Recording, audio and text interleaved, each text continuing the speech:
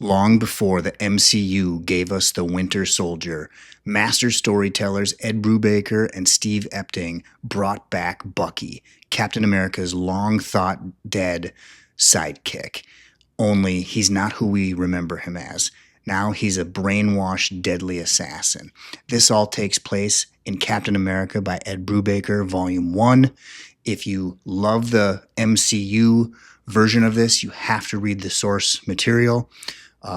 Classic villains, returning characters, espionage, an absolute must if you're a Captain America fan. Am I a Captain America fan? Well, in honor of our friend Omar from Near Mint Condition, I'm wearing my Captain America tie for this one. So hit that subscribe button, grab a cup of coffee, and let's check out this book.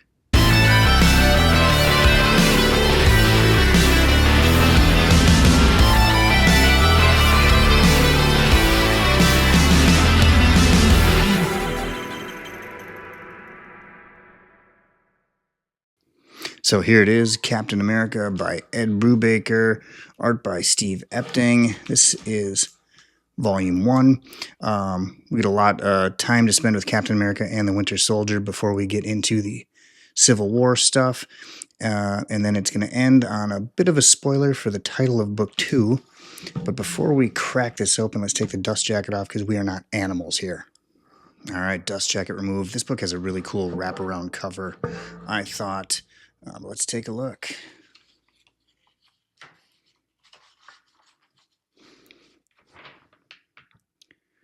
So all of this is written by Ed Brubaker. Most of the art's done by Steve Epting, and we get some stuff done by Michael Lark, Jean-Paul Leon. I think that's about it. This is a relaunch. This covers, I think this is Captain America Volume 5. And we get an introduction by Ed Brubaker, which I always love reading.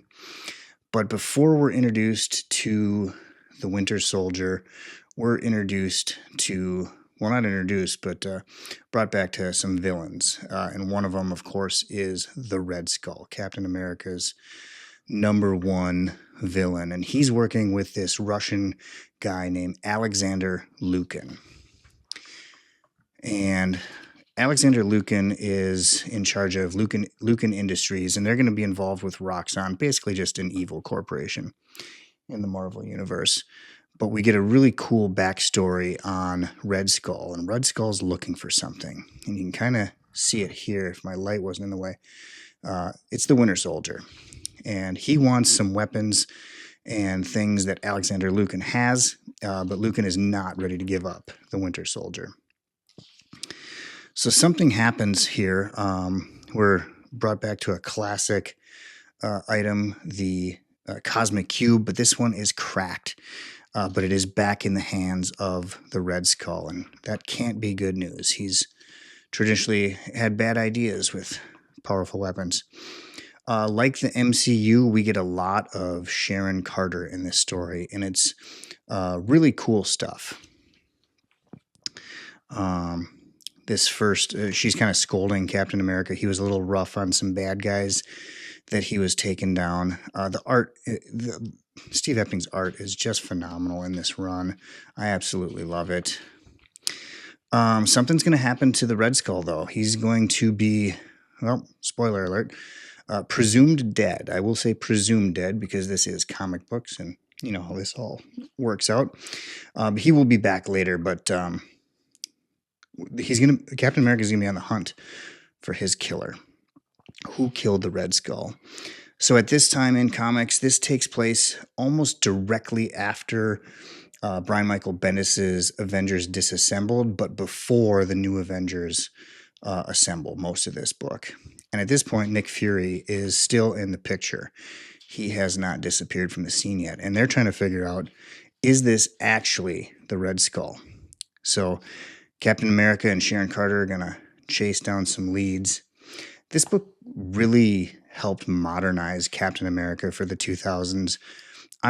Captain America is one of my favorite characters of all time, but his 80s and 90s stuff is not my favorite. I know a lot of people like the Mark Grunwald run, but to me it just doesn't hold up to this stuff. Also, like I said, it heavily influenced the MCU's take on Captain America. In this book, we also get a lot of Crossbones, and Crossbones is a little upset that his boss Red Skull's dead, and in the event of his death, he is to seek someone out, and we'll be introduced to her here in a little bit. We get some really cool flashback stories to the World War, where Captain America and the original Torch and Bucky, and I think Namor's in here somewhere, are working, and they meet, I think this is actually Alexander Lukin or Lukin's old boss or something like that. And we flash back towards the future, and we're getting glimpses of the Winter Soldier. We know that he's back. We don't yet know that he's Bucky, but Captain America has some suspicions. Again, you can see the art is just fantastic. I thought Epting did a really good job. I might say he's probably the best Captain America artist that we've ever had. We get a breakaway story, and this is the death of Jack Monroe, an old friend of Captain America, and the artist changed on this. I don't remember who did this artwork, but it is really cool. And we flash back to current time, and Captain America is going up against, is this Serpent Society? I forget who this was, or some sect of AIM. But here we get a look at this character on security cam footage, and Nick Fury seems to think it's Bucky, and he probably knows. Nick Fury knows everything. But we get a little backstory on Bucky and kind of what happened to him in the war and at his presumed death. So here you can see him on the table. This is when the Russians fish him out of the water. He is armless, of course, but that won't last very long. So a lot of what we saw in Winter Soldier and then the Civil War in the MCU was taken from this. We get a lot of flashbacks of Bucky being unfrozen to go on a mission to kill someone in Africa, and then back to the deep freeze, and then woken up to do something else, and then back to the deep freeze, and so on and so forth. So again, heavily influenced the MCU did this book.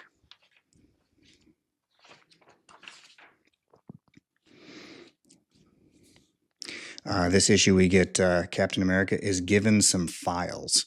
And he doesn't know who gave them to him, but these are the Winter Soldier files, and it's really everything that S.H.I.E.L.D. has on the possibility of Bucky surviving and the possible existence of the Winter Soldier. So with the Red Skull presumed dead, this Russian Alexander Lukin is back in control of the Cosmic Cube, but something's happening to him because of it. And the Red Skull actually is kind of living in Lukin's brain through the powers of the Cosmic Cube. We get a lot of Falcon in this story as well, and we get a little Iron Man in this issue as well, which is really cool. Again, at this point in time, the New Avengers have not assembled quite yet. So this is kind of a great story to read in between Avengers Disassembled and the New Avengers. Look at that cover right there. That's Steve Epting. That's just fantastic work. I love that cover. So as we go on, we're introduced or reintroduced to the character Sin.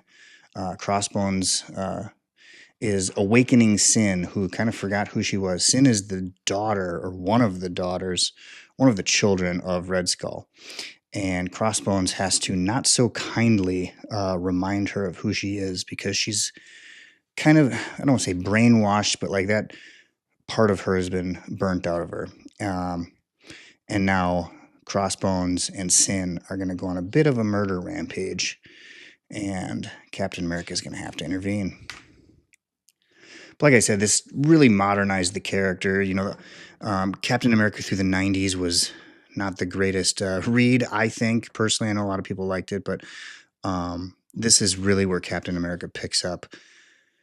Here we get a small arc with a new artist, and this is done by, some of it by Javier Pulido and Marcos Martin.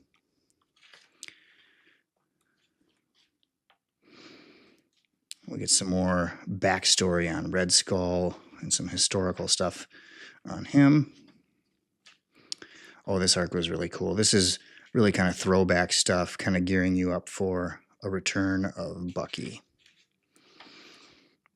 So here we see him, and like you can tell just looking at some of these panels, like how much this book influenced the MCU's take on Captain America. We get this really cool story in London where they are doing some investigatory work with, I forget her name, although I just read this, and Union Jack. And when you're reading this, if you don't read their voice with a British accent, what are you really doing? Another awesome cover here with Captain America and Union Jack. I believe that's Steve Epting. So at some point here, pretty soon, we're going to come up to some crossover issues with the Civil War event. And I recommend at this point stopping right around here and pivoting over, reading the Civil War main story, and then coming back to here, because something happens almost immediately after Civil War that's going to influence the next book in this line, which, spoiler alert, is called The Death of Captain America. So I try not to cover any of those pages just in case you've never read this, but it is really old, guys. But we get some cool scripts, some additional artwork from Epting and others, some storyboards and some ideas that they had leading into this. But this is must read if you're a Captain America fan. This is must read, I think, if you want to read the Civil War story in its entirety, and must read if you're a fan of the MCU. So to recap, absolutely love this run. My personal opinion is if you're going to own one Captain America run, you own the Ed Brubaker 5 Omnibus set. If you're going to own only one omnibus altogether, it's this omnibus. It's fantastic content. Ed Brubaker is a master storyteller, especially when it comes to crime and espionage. You know, think of his image work like Kill or Be Killed, Criminal, Reckless, Velvet, one of my favorites. And Steve Epting's artwork is perfect for this. There are some things, like I said, that I thought the movie did slightly better, and that's not always true. In fact, that's incredibly rare. Like I said, I think the Captain America's realization that Bucky is alive was handled way better in the movie. Here, it just kind of happened. He was kind of hinted towards it. He had an inkling or a belief that maybe this ghost character is his old friend Bucky, and all of a sudden, it turns out to be true. I thought the movie did a better job at that kind of announcement of that truth to Captain America. But this kind of laying the groundwork for that movie, and really setting the stage for what Ed Brubaker was going to put Captain America through over the next 4 or 5 years of his storytelling. You know, we end here with the fallout from Civil War and the death of Captain America. That goes into the return of Captain America. We get the trial of Captain America and the return of the Winter Soldier. You know, we had so many years of awesome Captain America stories because of Ed Brubaker, and it starts here. Hey, if you're liking this content, hit that subscribe button. We love when you leave comments and we can have conversations about this stuff. What do you think? We'll see you on the next review. Thanks for tuning in.